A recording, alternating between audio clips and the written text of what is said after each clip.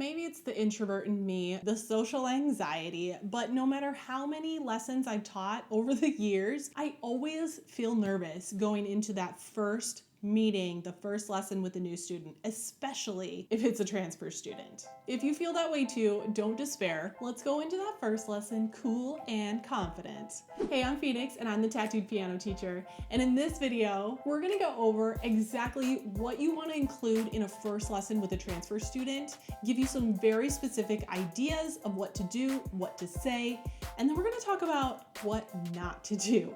What don't you do in a first lesson with a transfer student? Stick around to the end. I've got a very important bonus tip for you that is honestly going to eliminate like 90% of the unease going into a first lesson with a transfer student.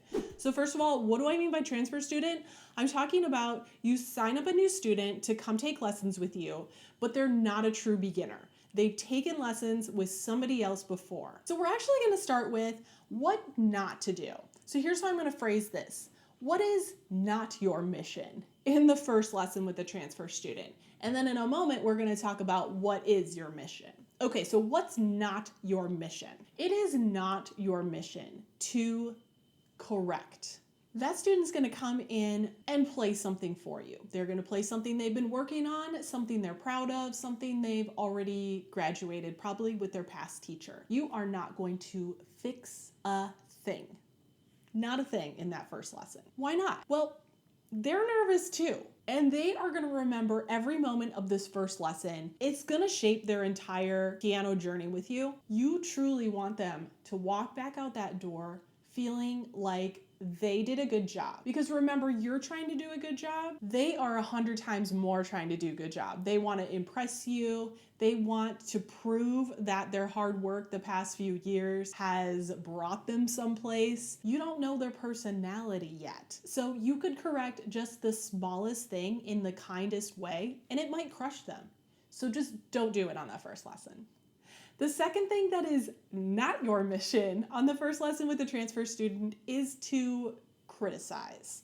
Now, generally speaking, we don't want to criticize at all as piano teachers. That's not the vibe. But truly, really, truly, at that first meet and greet with that transfer student, we are not going to voice any negativity whatsoever or any opinions whatsoever about the last teacher, how they did things, the method books or the song selection they walk in with, how they sit at the piano, how their hands go on the keys, how they interpreted that song. Again, we can help them shape their interpretations later on. First lesson, nothing, not a word. Everything they did before is great as far as that first lesson is concerned, right? Okay, you're gonna make mental notes of things you notice. You're gonna think them in your head, but they're not gonna come out the mouth. Honestly, the safest way to not voice any criticism whatsoever is just to not even comment on their previous practice habits, their posture, their previous teacher, their method book. Just don't even comment on it. Let them speak about it in any way they want to, but don't comment about it. Don't criticize in the disguise of a question either, because sometimes teachers do that. Okay, why is this so important? Because honestly, they're gonna take it personally. Very likely they're gonna take it personally. If you put down a decision or a way of doing things that their previous teacher did, it paints you in a bad light. And yeah, they're gonna take it personally. And we don't want that. Again, we want just good vibes from the moment they walk in the door till the moment they leave. In a moment, we'll talk about what to do with those mental observations that you are collecting as you watch them. But again, just not out the mouth in the first lesson. And the third thing that is not your mission on the first lesson with a transfer student is to implement. We're not going to implement anything. So we're making observations, we're not implementing. So for example, if their posture is horrendous, mental note, we don't implement. Not on the first lesson. Building trust and good vibes, way more important than fixing something in the lesson. So we're not going to implement any of the plans, ideas, even if we think it's going to be for the student's absolute benefit, even if we think they're going to like it. We're gonna just hold off on implementing for a second, okay? Why is this important? First of all, you're gonna give yourself a little mental space between observation and implementation, which I think is just a really smart thing to do. Because again, you haven't learned this student's entire history or their personality quite yet, so just hold your horses and let all those observations complete themselves and let all of your ideas come to fruition later on.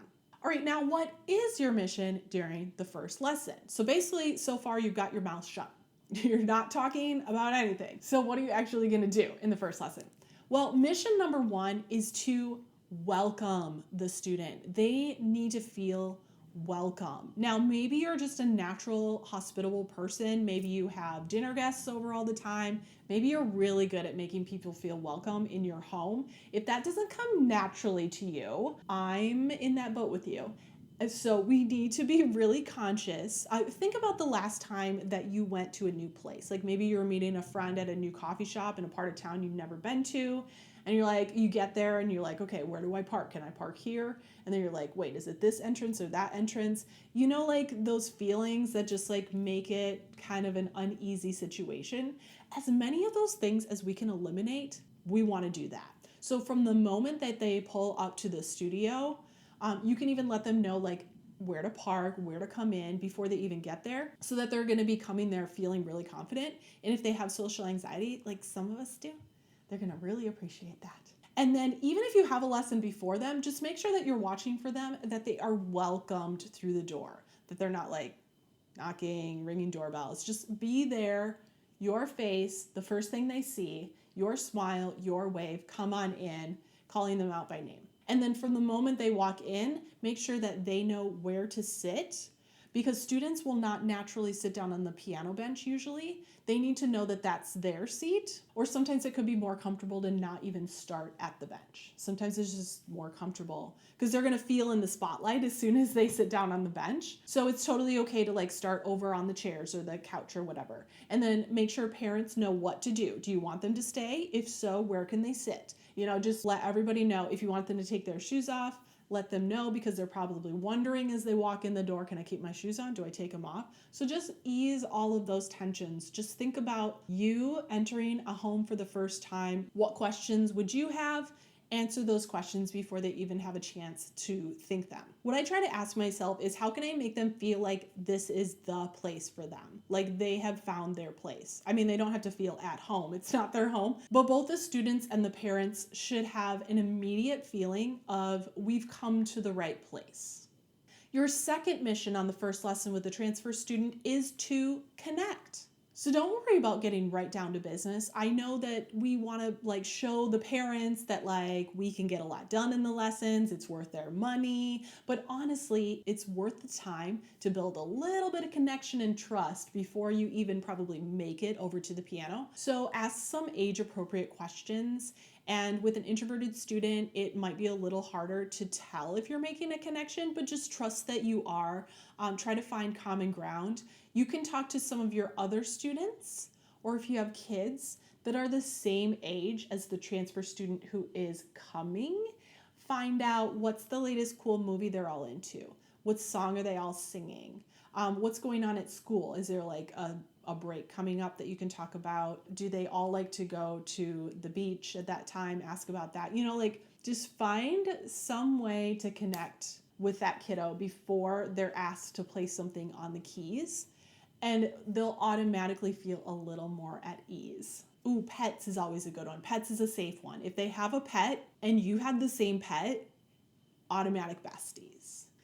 Okay, your third mission on that first lesson is to listen. Yes, so we're not gonna talk, but we're gonna listen. Listen, listen, listen. Listen to everything they say. And it might not be much at all. In fact, they might not say anything.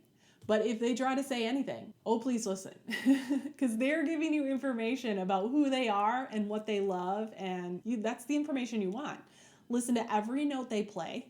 So although we're not like nitpicking anything out loud, you're like making as many mental observations as you can, watching how they play and their posture. So definitely all of that is going on in the head, because we want to like get them on the best track to be successful at the piano. It's not coming out the mouth, but you're listening, you're watching, you're observing. Watch for nonverbal cues as well, and make sure that you're listening to any clues the parents give about getting to know this kid a little bit better as well. Your last and final mission at that first lesson is to spark something in that student before they leave the studio. They should leave with inspiration and a smile. Okay, so you don't have to accomplish, fix, assign, revamp. You don't have to do a ton on that first lesson, but there should be the smallest spark of inspiration, something they're excited about as they walk out the door. You're going to find what that thing is. It's going to vary from student to student. And you might not know going into the transfer lesson what it's going to be because everybody's different. But I'm going to throw out some ideas here to get your mind brainstorming about what sorts of things you could try in the first lesson and see what sparks that interest. Okay, so first of all, although we're not implementing an entire shift in method series, like tossing their old books out the window just yet, handing them a new piece of sheet music, like the one and done little sheet music folios they have, age appropriate, level appropriate. I always have like a big stack of those. And then knowing the student, you can find like the lyrics they're gonna like, the level that's perfect for them, the sound that they're gonna like.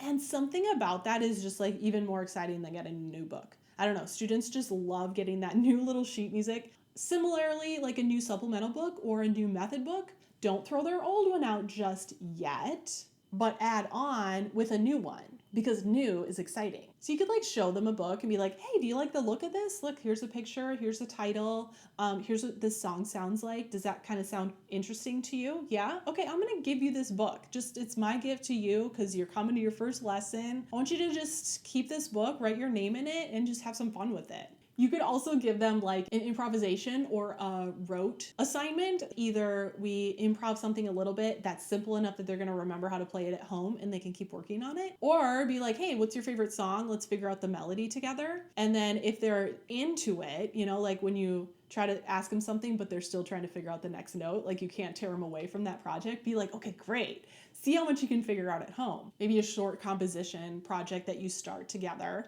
if they're into that. Or you could give them like a practice chart or a scale chart depending on their age and level, like something that we fill out the first one here today, and then each day you can do that. Something like that can be like really inspiring for someone who is like check it off the list type person. If that gives them satisfaction and that matches their personality, they may absolutely love that. You could also give them some sort of progress chart that like acknowledges where they've been so far. Like you completed this level and this level and this level with your last teacher. Now we're on this level. So we'll just keep adding on. Something like that is like the opposite of criticizing their past experiences. It's like acknowledging and being proud of their past accomplishments. If they're a little kid, they might be overjoyed if you hand them like a sticker sheet that they can use in their book this week, maybe some special Post-its or those little erasers to play a game with. One of my favorite things to give little kids to help them practice scales, or we do a bunch of activities with them, is a pair of dice. Like I have a bunch of dice, I buy them in bulk on Amazon, and then I give them a pair of dice, I tell them how to use them in their practice time, and I tell them, those are your dice, you can keep them forever. Any little gift will usually do it. And another suggestion would just be like a brand new shiny practice record book or assignment book. Basically getting anything new that they are going to be actively filling out at home is probably going to spark like, ooh, I want to go home and fill in the first box or whatever that is. Okay, so we've covered what's not your mission on the first lesson. We've covered what is your mission with some specific ideas for sparking interest at the end of the lesson. And it's time to talk about that special bonus tip I told you about that you're gonna do before the lesson even starts that will eliminate 90% of that unease going into the first lesson. Before I give you that tip, would you hit that like button if you like this sort of content, tips for piano teachers? So the bonus tip is pretty simple.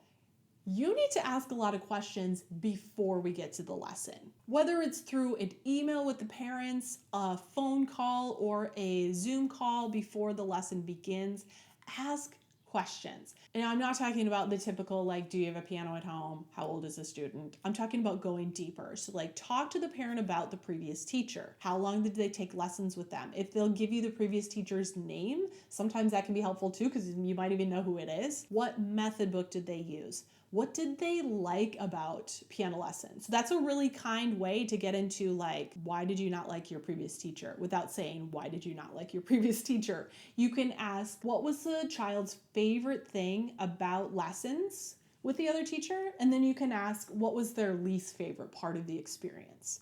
And that can often open up some inside information. Sometimes you can flat out ask, why are you leaving the previous teacher? Why are you seeking a new teacher? Ask about the students' practice habits, whether or not they practice every day, whether they need help practicing or reminders, or if they're an independent practicer. And if they're an older student, you might want to ask about their musical taste, other musical instruments they play, and their specific goals as well. And that's it. The more you know going into the first lesson, the better prepared you can be to serve that student and spark that interest in them before they leave the door on that first lesson, ready to come back the next week, excited to take lessons with you. So I want you to comment below. We all probably have some stories about transfer students. So I want to hear your best first lesson with a transfer student story, whether it's a win situation or whether it's a total disaster. I want to hear your best story. If you want to keep watching, I'm working on a video about what to teach at the first lesson for a brand new beginner. And when that video is ready, you'll find it right here, and I will see you there.